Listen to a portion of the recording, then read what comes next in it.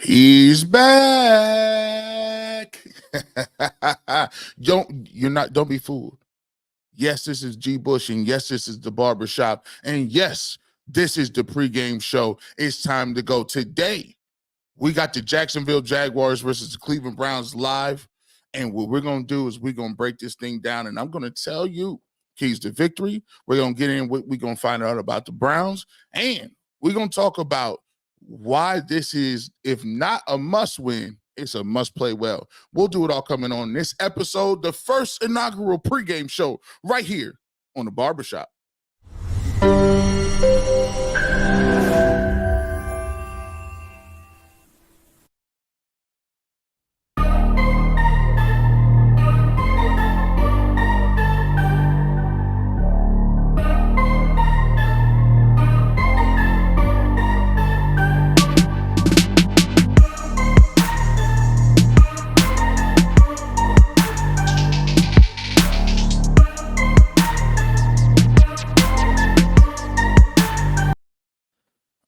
Welcome on into the barbershop. It's your boy G Bush, as always, giving you that fresh cut on sports. Welcome on in. I told you last week, I was on YouTube, I asked the chat, I said, chat, I feel like we need a pregame show around here somewhere. We need a pregame show, and we're going to give it to you. So we ready to go with this, man. We're about an hour to kick off. We're going to get into your keys to victory. And the reason why we're doing this, we want to give you a voice before the game. The Browns are going to kick off at 1 o'clock.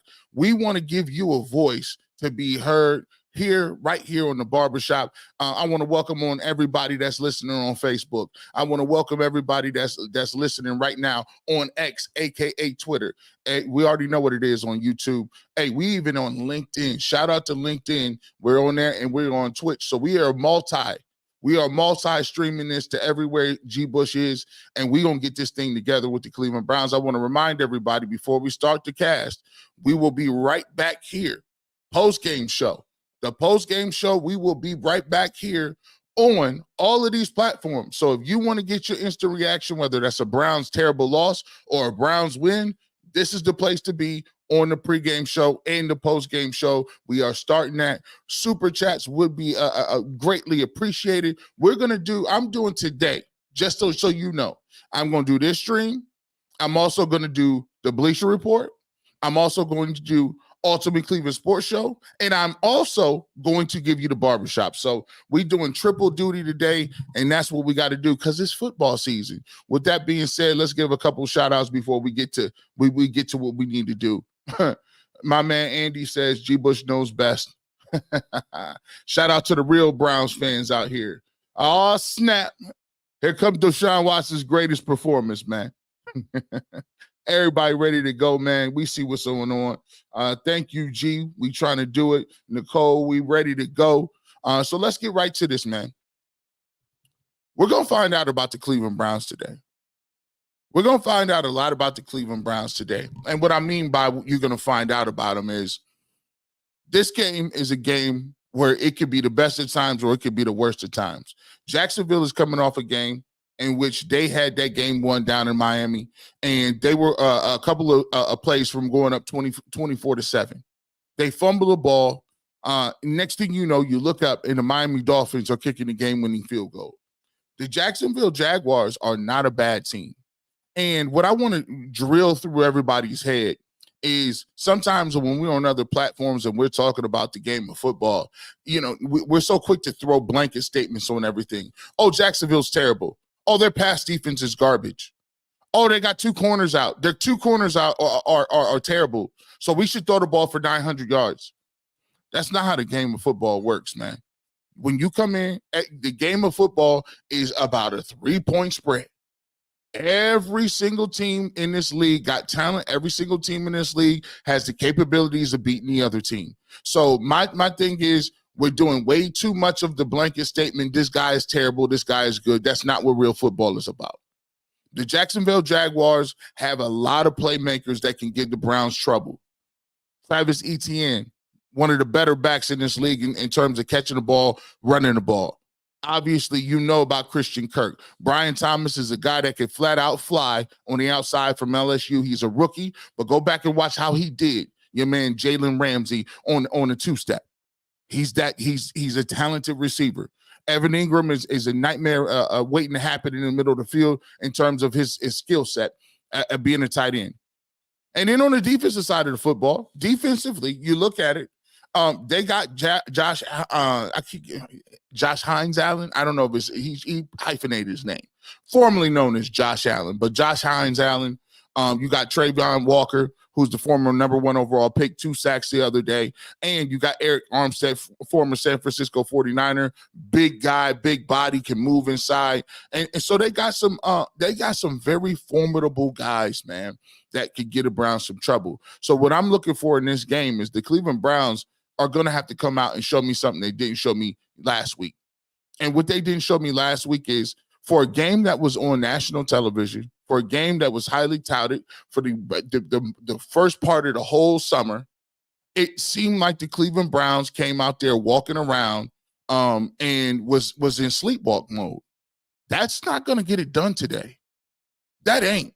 And not only do I want them to be play better, but to play better, you have to have a mentality and you have to have a mindset that says, I'm not only trying to come out here and play better, I'm trying to come out here and dominate. I'm trying to come out here and embarrass folks. I'm trying to come out here and I'm upset because what we put on tape was not indicative of the skill set and talent we got on this roster.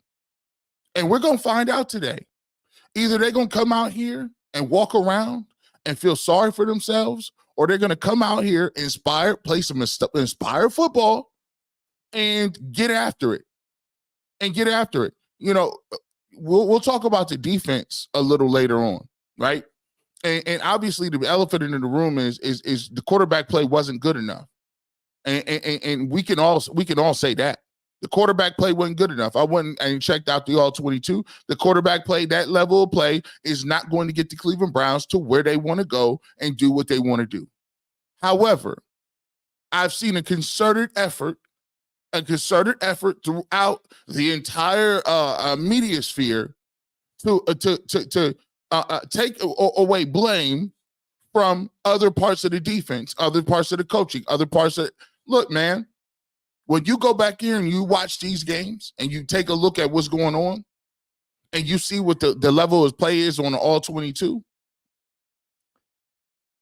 you can say from a novice's standpoint, oh, well, the defense played they played fine. They weren't lights out, but they played okay. That ain't what this is. That's not what it is. You try going, I've been in the coaching rooms. I've been in the defensive line rooms. I've been in those film sessions. Ain't nobody allowed to go in there once you giving up these runs and getting ripped and you got miscommunication problems and stuff in the back end. Try telling your position coach, hey, we played just fine. It wasn't our best, but that ain't going to get it done. That is not what we're talking about.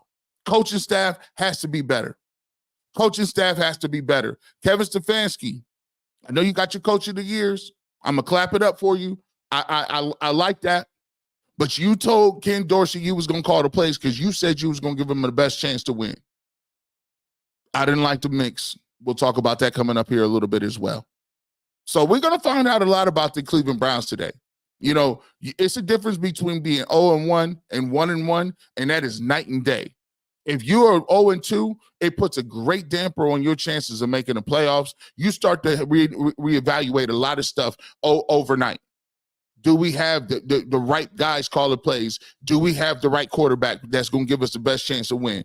Are we doing the same things? Do we really miss Bill Callahan? Has the offensive line got old overnight? See, these are the tough questions that you're going to have to ask yourself if the Browns go down 0-2. We're going to find out. We are going to find completely out what we're talking about. Let's get to this for our first thing, and then we'll get to our chat. No, we're gonna do this now. We're gonna do this now. We're gonna make sure y'all get y'all's voices heard. You know you can't call no radio stations no more. They don't take. See, Garrett, why do you do these things? You know they don't take calls no more. They be up there talking to themselves. Just up there for 3 hours, 5 hours talking to themselves. Chris P, This game is going to be won or lost in the Jaguar secondary. I need to see if Watson can still throw the ball 15 to 20 yards pass consistently. This is part that has me nervous. We're going to find out about that too. Very astute point. He was, I think, 0 for 7 for yards, passes down the field over 15 yards. Some of the passes that he was throwing to the sidelines, 10, 12 yards out of bounds. Can't have it. Q brought me here. Love the channel. Go Browns. I appreciate it. Shout out to my man Quincy, man. Quincy Carrier, we're gonna link back up. Shout out to him and his content, doing big things over there, man. You can catch him. He's on the Ultimate Browns with me. I think we're gonna have him on next Friday. So if you're a Quincy Carrier fan, please go ahead and pull up. Get ready for a heartbreaker, Browns fans. There's no magic coming from Watson. He is damaged goods. Hey, this is how we would say. We're gonna find out Saturday. We're gonna figure this out. Because look, that and that's the way, and a lot of people be saying this too, before we get to our other subjects. A lot of people saying, oh man, you're putting the cape on for Deshaun Watson. You're putting the cape on, G. Bush. Why are you defending him? Oh my goodness. Shut up. Ain't nobody defending nobody. Like I said before, I get paid whether or not the quarterback is Baker, whether it's Flacco, whether it's Deshaun Watson, whether it's whatever, Brandon Whedon. It don't matter. I'm still going to break it down, and I'm break down the Browns games. Why do you feel like I need to put a cape on for anybody? If people don't like what I got to say, I always tell them, maybe this ain't the spot for you. This ain't for everybody. It ain't, because I keep it 100 over here. There are some people that be like, well, you said Deshaun played bad. Well, yeah, because he did. So it is what it is. We standing on facts. Oh, cool. No Evan Ingram today? I'll take that, Sammy. Thank you.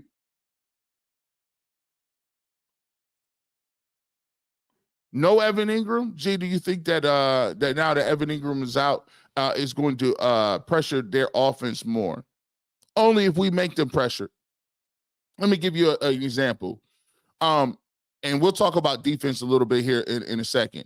I believe that you're going to have to put pressure on people. And I didn't see that against the Cowboys. Just didn't see it. I did not see that pressure. I didn't see the level of intensity. I didn't see that. And I think that they got to be a little more creative. I think sometimes we get a little lazy, and a lot of people get lazy by thinking, hey, I got 3 good corners that can cover, and I got Myles Garrett, so I'm going to just let Myles Garrett do his thing and roam around. And no. What happened to moving him around? What happened to him being that 3 technique? For the last 9, 10, 12 weeks, we've seen Myles Garrett lined up in the same position. For the last 10, 12 weeks, we have not seen the defensive line stunning, twisting as they were doing at the first, I would say, 6 to 8 weeks of the season last year. Sometimes we get intoxicated with Myles Garrett's ability and say, wow, think what we can do. We can rush one and we can get home on that, and they got to take up 2 blockers, and we got a lot of time to cover in the back end. He's going to get home. They ain't got time to sit back there and wait. But sometimes you got to realize you're going to have to switch it up a little bit. You're going to have to switch it up a little bit. Let's get to this one. We want to make sure we get to this one. What is this? If it's not a must win, it's a must play well. If it's not a must win, as I sip my coffee, it's a must play well. Let me give you why. If the Cleveland Browns aren't balling and they lose this game, and say they come out and look terrible, they look worse or just the same as they did against the Cowboys, that is going to start a chain reaction. That's going to start a chain reaction. The temperature. Think of a critical core of a nuclear reactor. And usually, that's the worst thing you can happen is, right, things go nuclear, right? You take a look what happens, it starts by overheating. And that chain reaction will start off a runaway effect of we about to have a nuclear meltdown. And it starts with this game.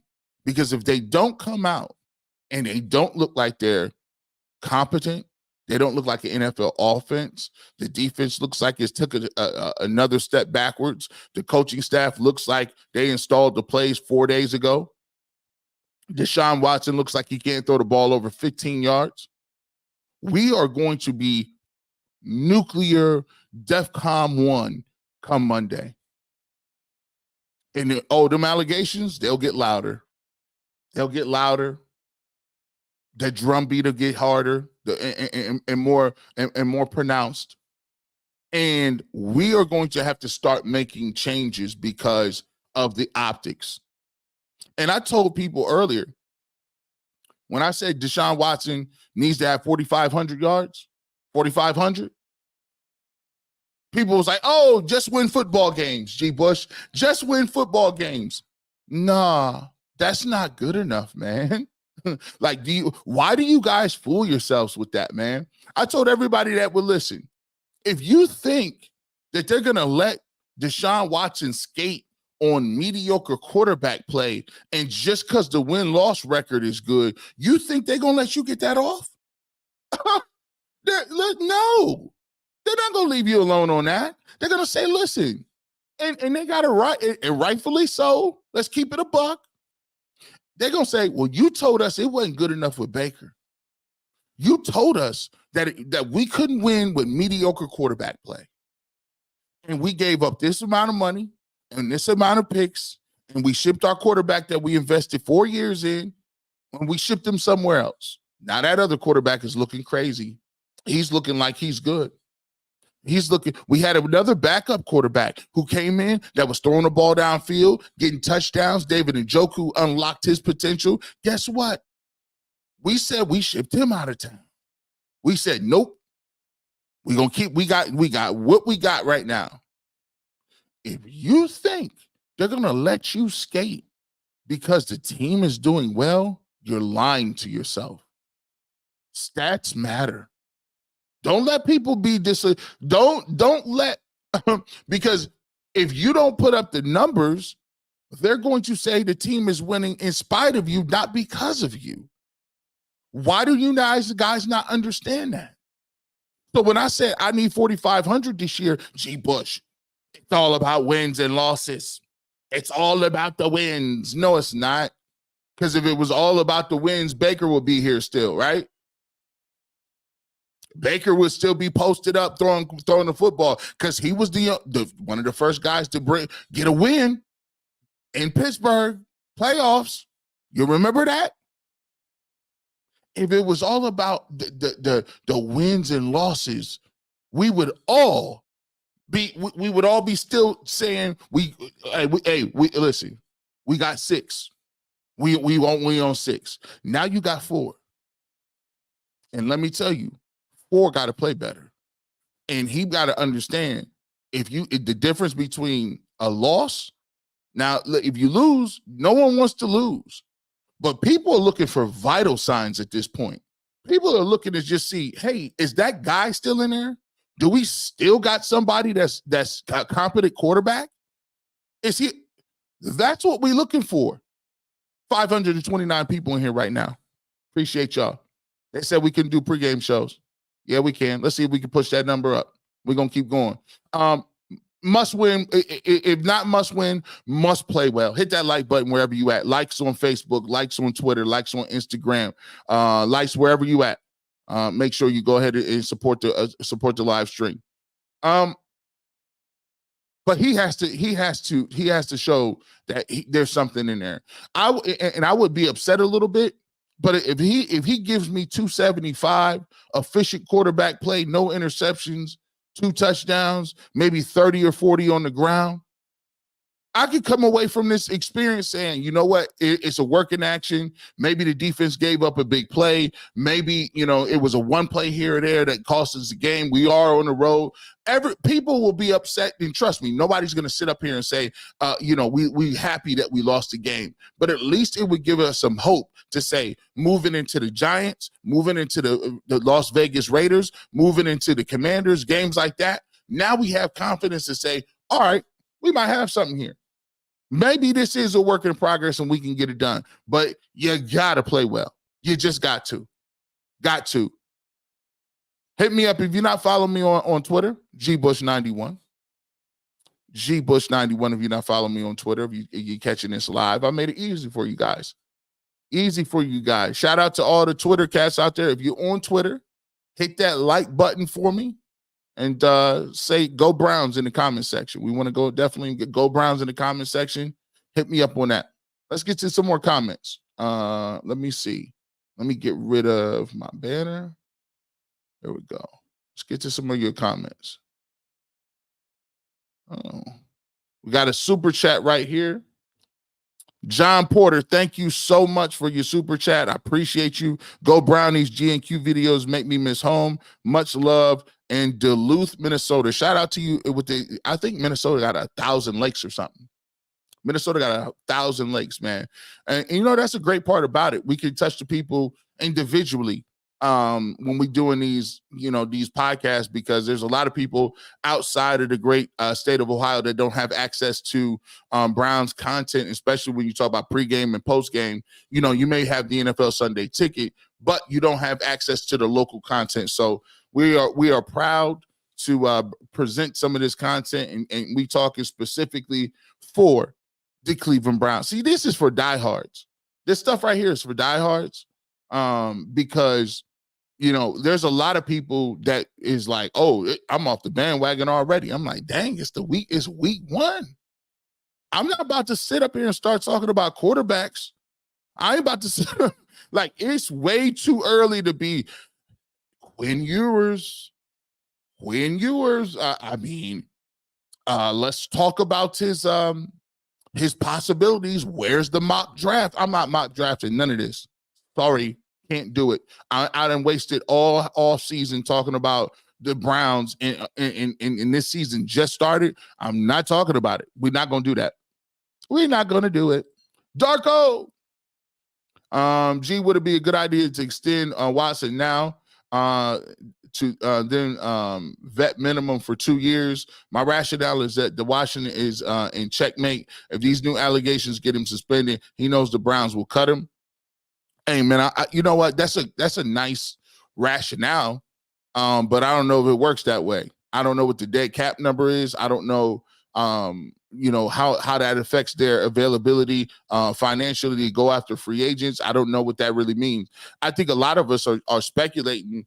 And the Browns have shown to be very smart financially and when it comes to restructuring deals. So they'll be fine when it comes to the money. Trust me. They got a bunch of Ivy League dudes out there, and all they do is manipulate the cap. The Browns have done it year after year, week after week, and find money to do what they need to do. I think the more important situation is, Darko, is the Browns have to figure out whether or not Deshaun Watson can still play football. That's the organizational focus at this point. And that's why I say this game is so important, because we're going to find out a lot of things, right? You can chalk it up to week one or whatever the case may be, coming off injury. We didn't play in the preseason. The whole team looked bad. But I'm going to tell you what, man, if it happens 2 weeks in a row and you had a week to kind of clean some of this up, you're going to have problems. And that's a situation where, that's the most important thing to find out. The legal stuff will take care of itself, right? That's what lawyers are for. That's what they're going to figure it out. Whether, and I'll stand on this right now. If it's found out to be true, they're going to put him under the jail, rightfully so. That's what I'm talking about. Like, it's not a very difficult decision. If he's found innocent, We need to start vetting people a little tougher. We need to start not assuming people are guilty about certain things until the legal system runs its course. So, that'll take care of itself. Football on the field, he might want to think about something this week. Mick the dog, 230, 3 first-round picks, and all the off-field garbage we had to live with and defend with. It's time or never. Hey, that's when the allegations jumped off, and I explained it like this. There are some fans who are never going to like Deshaun Watson. They're over there all the way to the right. There's some fans that are going to give Deshaun Watson the benefit of the doubt no matter what he does, all the way to the left. Just like in society, most people are in the middle somewhere in varying degrees of gray, shades of gray. And what happens is when the play on the field isn't good, it's very difficult for people to continuously hear allegations, to hear different things, because at its core, you're just a football fan that wants your team to play well. So, and trust me, some of that stuff they do is on purpose. It is on purpose to get the public sentiment and the public the court of public appeal and opinion to start the cycle. Because then it forces the athlete or forces the person who is the defendant to make a calculated a judgment, and they say, okay, do I want to sit here and hold on steadfast to that I didn't do anything, or with every passing week that stuff is out there and little drips of information and as salacious as it sounds, do I want that to be in the news cycle every single day? Compound that with, if you don't play well, public sentiment can swing wildly from left to right. So that's all part of the game too. It's all part of it. Let's be clear. Let me see. Let's get a couple more in here. We appreciate you guys. Shout out to you guys, man. We doing the pregame show, and we just trying to get Browns fans fired up for this game. And so this is something I'm trying out. I threw it out there to the fans. Let me know if this is something you guys want me to continue to do. I know there's not a lot of pregame content out there, and I'll explain why. Usually, generally speaking, when you're doing pregame content, it doesn't live on the internet that long. So right now it's about 12:23. I'm gonna get you guys out of here about 15 minutes before the game, because I want you to get down, get set, go to the bathroom, get your snacks, get everything ready to go, right? So you could be sitting there chilling, ready to get it done. However, these videos are pretty much, you're not going to go back and watch the pregame video on demand, right? Because now the game is going on and you're looking at post-game commentary. So, that's why, a lot of people won't do pregame content, because you just don't have enough runway time to get the views. But I don't care about that. I care about, delivering something for the people and giving them some Browns content. And I think this is a void. So let me know, wherever platform you at, if this is something that you enjoy and would like me to continue to do. You know me, I'm a man of the people, the people's champ, G. Bush. I will do it. So let me know. Mighty Mulatto, thank you so much for the super chat, my brother. I appreciate you. G, did you see Kurt Warner's video about stacked Browns receivers and Deshaun's statement about not executing route concepts? How does Kevin Stefanski have these guys running incorrect routes? This is what happens when you get when you're going to run, and this is the thing about Kevin Stefanski's playbook, right? Kevin Stefanski has never been a coach that had multiple like option routes. And basically option routes are, based on what the defense is going to give you, maybe a cover 2 or man-to-man coverage or cover 3. The receiver can have 3 routes that they can run. They can run, say for instance, they can run a post on one coverage. If they see another coverage, they can run a corner. Or another coverage, they can run a curl and sit down and avoid the zone. Now, for you to be very successful at throwing those routes, you have to have 2 things. First, the receiver has to diagnose what the coverage is correctly and then run said route that corresponds with that coverage. But guess what? You have to have the quarterback who sees the same coverage. So if Deshaun Watson sees one coverage, say cover 3, and Jerry Jeudy sees cover 4, he runs a route based on cover 4. Deshaun Watson throws a ball in anticipation in cover 3. Guess what happens? Ball is thrown wildly inaccurate. It could be an interception. It could be thrown to a patch of green. You're like, where the heck are they throwing the football? And that is something that's very difficult to deal with when it comes to option routes and choice routes. It looks great when it works, beautiful when it works, but when it don't work, you get a lot of people scratching their heads and you say, why does this offense look that way? So it's something that Kevin Stefanski has not run a lot of. It takes people to be like-minded and on the same page in terms of watching what the defense is giving them and running the correct routes. And they just haven't been repping it enough. They should have, I was one of those guys. I ain't never afraid to say, hey, I was wrong on that. One thing I was wrong on was I do think when you watch them play, they should have been playing in the preseason. Should have been. Because right now, they look like they're in the 3rd or 4th game of the preseason, and it don't make no sense. Like, they look like they just started playing last week, and that's not going to get it done in the AFC when you're trying to do big things. Got about 15 more minutes here to go. We'll get you ready to get you out of here. Make sure you hit that like button for me. 700 people across all platforms. Shout out to you, 700 people, for pulling up on me. And we'll continue to do these things if the numbers look good and we continue to give you this Browns content. Let's talk about the defense. I heard a lot of this coming up during the week too. And I kind of let it slide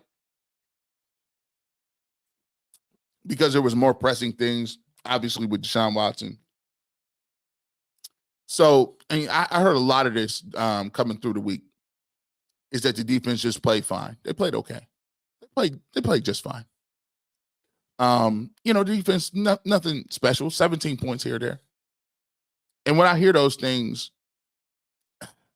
coming from a defensive background and being up under defensive coaches for my whole life and how they operate, it's not just okay.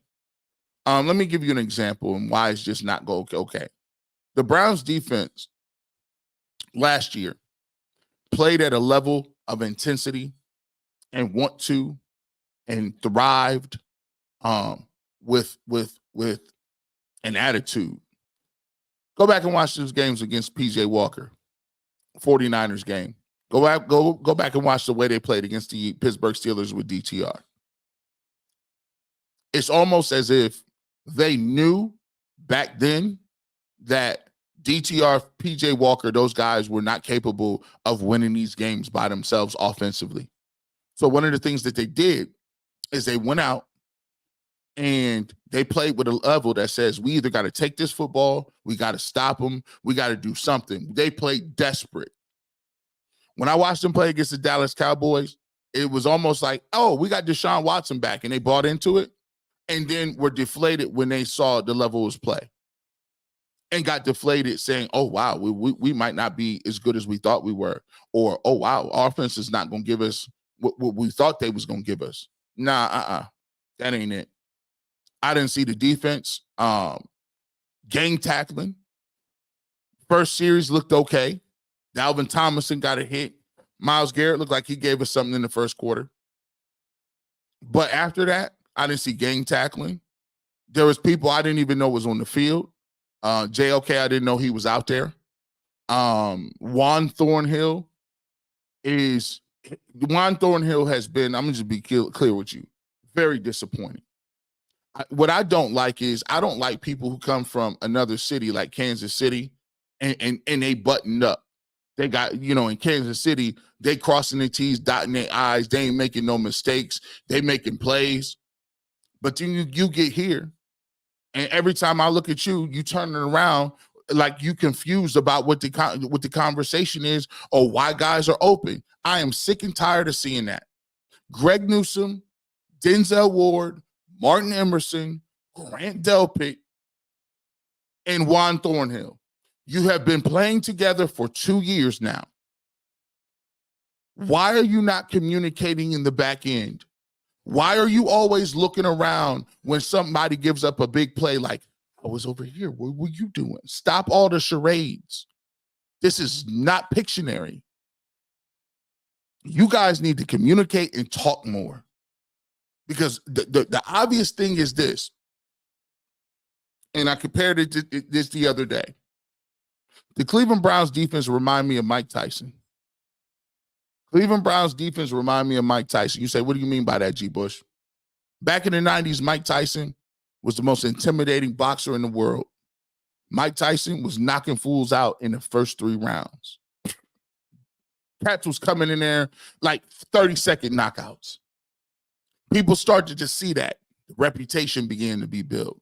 He came in with a towel on and all black trunks and all black shoes. He comes in there looking around at these dudes. When they facing off, he looking into their soul. These fighters already lost this fight before they even got in there. They was trying to just survive. But you know what happened? Funny thing happened. Buster Douglas and a couple other people, I would say later on, Lennox Lewis, Evander Holyfield. You know what they realized? That the longer you continue to fight Mike, the longer the fight goes, the better chance that you have of opening him up. If you work the jab, if you hold him a bit, don't let him hit you with the vicious uppercut. Move, stick. Don't let him knock you out. What really happens is he begins to get frustrated. Because as that goes on, the conditioning gets worse. As it goes along, his defense gets worse. As it goes along, them blows that he was dodging is now catching it right square in the face. And pretty soon, you're on the offense and he's on the defense. So how is that what does that have to do with the Browns? Well, listen, have you noticed this? See, when the Browns get you behind the sticks, they knock you out. When it's 3rd and 13, 3rd and 12, 3rd and 9, the Browns defense unleashed Myles Garrett. They got corners that could be sticky in man coverage, and it just seems like people are coming from everywhere. You don't even know. The crowd gets into it. The dog pound it feels like it's 1986 all over again, and you look up and you keep going 3 and out, 3 and out, 3 and out. But what the good teams realize and the veteran teams realize, go back and watch the Rams game with McVay. Go back and watch the Broncos game with Peyton. Go back and watch some of these games. They started doing things like misdirection plays. Now they take and use your speed upfield against you. Now they're running jet motion. Motion really messes with them. It's really like being tactical. It's almost a hit and run. We're not gonna stand up in here like we in the Revolutionary War, in the French and Indian War, and sit up here and shoot each other on a line. No, we're gonna get tactical. We're gonna hide around these trees, man. We're not gonna let Myles Garrett get loose. And guess what? The longer the drives last, the longer the drives keep going, the more you mix it up. The Cleveland Browns, 9 times out of 10, is giving up touchdowns, not field goals, because they get desperate. Juan Thornhill, inside the 30-yard line. Ask yourself this. The Dallas Cowboys have a great kicker. Their kicker was kicking the ball for 70 yards. They're on maybe the 30-yard line or so. Why would you blitz in that situation? You have them down. They're inside the 30. Chances are they're going to make the field goal anyway. But when you blitz, you give up an opportunity for a big play. So instead of conceding the 3 and being down 3-3, you blitz them. Even if you do get the sack there, you're not about to knock them out of field goal range. So what is the reward for blitzing in that circumstance? You see, other teams are understanding the Cleveland Browns. And if you can stay balanced and if you can continue to do that, you give yourself a good chance. And did you guys notice, this is just me, I'm going to throw it out to you guys. 791 people in here continue to support. I appreciate you guys. Did you notice something? They seem to be sucking air too. A lot of hands on the hips, a lot of hands on the head. Listen, if you're not going to have these guys practicing, they better be in shape. They better be in condition. I see guys coming out, taking knees, cats is sucking wind. Not a good look. The Browns defense needs to live up to its reputation. Has to. It's not the reputation and the standard is, they were okay and good. No, for them to get to where they want to go to, just like I told Deshaun Watson, they better be a top, you-know-what defense too. Top 5, top 3. Don't act, the standard is the standard. Don't act like we about to just diminish the standard just because. No, we're not moving the goalposts on this defense. It's too talented, and they need to step it up because that's your job. You pick up where the offense is at. And at this point, this offense is not available to give you 30 points a game. So you might want to figure that out. Let's get back to the chat. We back to the chat. Hold on. Let me take this down. Let's get to it. Let's see.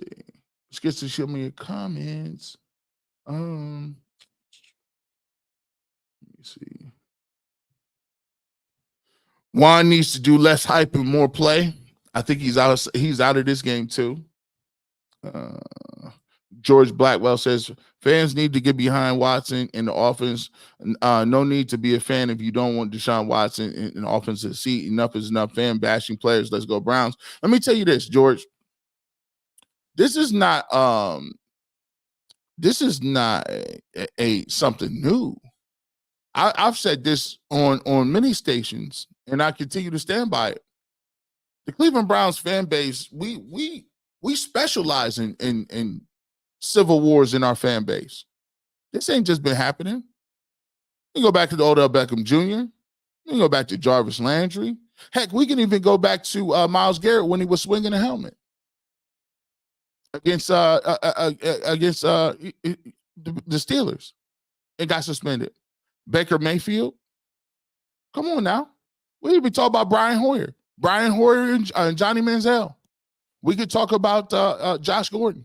Like, let's be clear.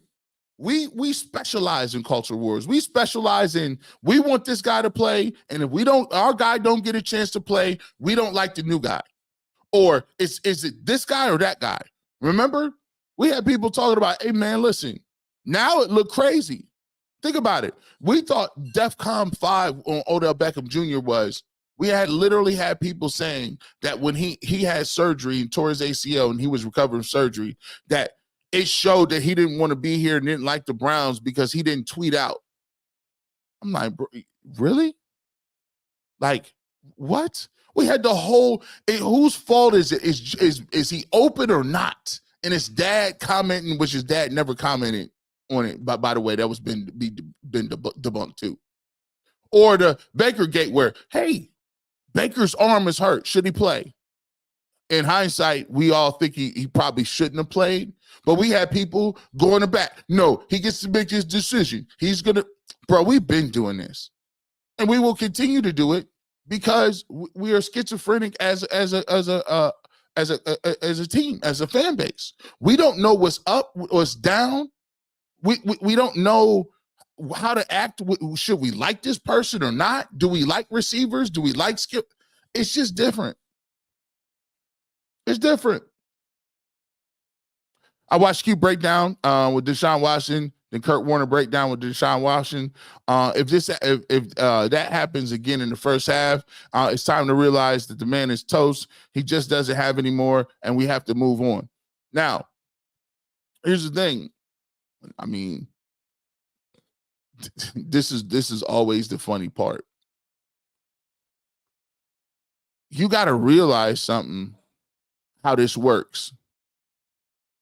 You got to realize how this works. Somebody is always behind something. This is Andrew Berry's pick. What do you think that means if he says I'm cutting bait after game 2? That means you admitted to a grave mistake, right? What does that say about Coach Stefanski if this is his pick and then after 2 games, you got to scrap it?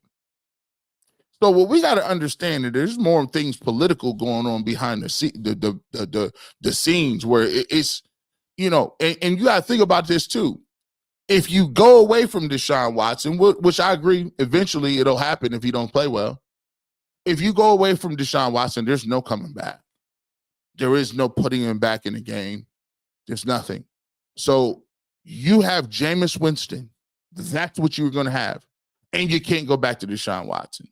So what I'm saying to you is when they make that decision, it's going to be a long and hard decision that's going to involve the owner, the general manager, and the head coach. And I'm just letting you know that right now. I said I got 4. 4 got 4. I need to see something within 4 games or it's a problem. Let's continue on, man. Super chat, man. Frank. G. Bush, thanks for always keeping it real. Apart from Deshaun Watson, I love to see the RBs plowing through the holes today instead of tap dancing in the backfield. Thank you, Frank. Here's another thing, too. Jerome Ford was just fine. No, he's not. He picked up a couple good blocks. I liked his blocking last game. But as far as him, he's tap dancing more than Chris Brown at an usher party listening to Michael Jackson. He's moving around. Listen, he had 3 long runs last year. Other than that, this man is running into the back of his offensive lineman ankles. He's just like, I just don't like his running style. I'm going to be honest. He runs high. He has no vision for a cutback lane. Everything looks like it's piled up and stacked up. And when there's 3 yards to get, he gives you 1 because he won't just take the 3 yards. He's the only person that just, it annoys me when he has the rock. It just does. It just does. Somebody got to do something. Pierre Strong, Deontay Foreman, get downhill and get me some yards. Always falling, taking losses. My goodness. I know you drafted him and you like his long speed, but that ain't helping your offense right now. It's not helping. Let's see. Running Beard says Watson got paid, no incentives, 13 starts, 18 turnovers, 40 QBR. Jameis is 30. He'll be out there soon. Hey, if he don't, I always say this too. If he don't play well, he will be out of there. It is what it is. Hey, that's the great thing about football. You can either prove me right or you can prove me wrong. Every man has an opportunity to put something on film, and that's the only thing that matters. The eye in the sky don't lie. If Deshaun Watson come out here and throw for 350 yards, people will look back at this podcast, this little live pregame, and say, boy, were you wrong? Well, I'm open to being wrong. Actually, I hope I'm wrong. I hope I'm the wrongest dude in the world because that means that the Browns won and Deshaun Watson looked good. I don't understand that. Facts, definitely, G. No more excuses. They got to get it done this season. Play like their hair is on fire. Yes, get back into getting that Tyson form and a lot more twist with the Ali. I like that. I like that reference, man. I have stood with Watson from day one till last week. It was that bad. He looked bad. That's why we're going to find out a bunch about what they're doing right now. With that being said, about 15 minutes left. Here's what I want from you guys. I'm going to throw this out to you guys and go ahead and put them in the comment section. And let me move this comment. If I can stop being slow here, G. Bush. Boy. All right, here we go. The chat keys to victory. Throw them up there. I'm going to give you my keys to victory before we get you out of here. Keys to victory is very easy for the Cleveland Browns. Number 1, have to establish the run. Establish the run. You have to be married to the idea that you're going to keep people honest. It slows down pass rushers. It slows down the rush up front. It keeps them off guard, and it gives your quarterback an opportunity to have second and manageable. Number 2, all penalties must go. The 1st and 20 holding penalties, the illegal hands to the face, the illegal man downfield, the illegal formation, the false starts, all have to go. They have to. The offense is not good enough to continue to do that at that level in order for the Browns to win. 3, defense has to turn into the defense. Live up to your standards. That means I need to see more energy, more effort, more willingness to go that extra mile. And energy is the key to admission. It's the ticket. You got to have a ticket. That's bare minimum is the energy. That's bare minimum is the effort. And so the Browns need to get back to that. I need their playmakers to be playmakers. Denzel, don't let the ball hit you in the hands so you don't pick it off. Myles Garrett, you got to get home multiple times, not just once, not just in the first quarter. JOK, please show up. I would like to see you. All right. And then finally, Coach Stefanski, where is the mix-up game? Where's the screens? Where's the quick stuff? Where is the RPOs that you promised? Where's this offense? You said you gave us the best chance to win these football games by you calling plays. I'm evaluating you too. Bro, because last game plan against Michael Parsons, one of the best pass rushers in this league, was trash. Your game plan was let Micah in the backfield and hope that he doesn't destroy everything. Come on, man. Got to be better. Let's take a couple of these before we get up out of here and you guys can enjoy the game and get this Browns win. What keys to the win? Let's see. All right, here we go. Aaron says, let me take this down. Too much. Aaron says, Browns got to play better on both sides of the ball, play as a team. Mick Dog says, if Watson balls out, I'll be the first behind him cheering. I just need to see him play good. Let's see. Continue to go on. I am a Steelers fan, but I really enjoy your content. You and your real talk. Keep it up. I appreciate that, man. You know you got to be doing something when in Pittsburgh and you're a Steelers fan, you got to keep it a buck, right? See, here you go, 7. Here you go. Jubals, let's talk about it. The players, we have civil wars over. Let's talk about the guys we agree on. Like no one ever believed in Justin Gilbert. Facts. We all thought Justin Gilbert was trash. We thought he was no good ever. Oh man. Let's get a couple more here. Nicholas says, yo, G spoke to Deshaun Watson this morning, feeling dangerous, ready to ball out, trusted. Okay, I hope he does. My man, Madman says, Ford is so horrible. He's afraid of his contact. Let's see. Let's get a couple more in here, and we'll get you guys out of here. Let's see. Run the ball like we got Chubb back, David says.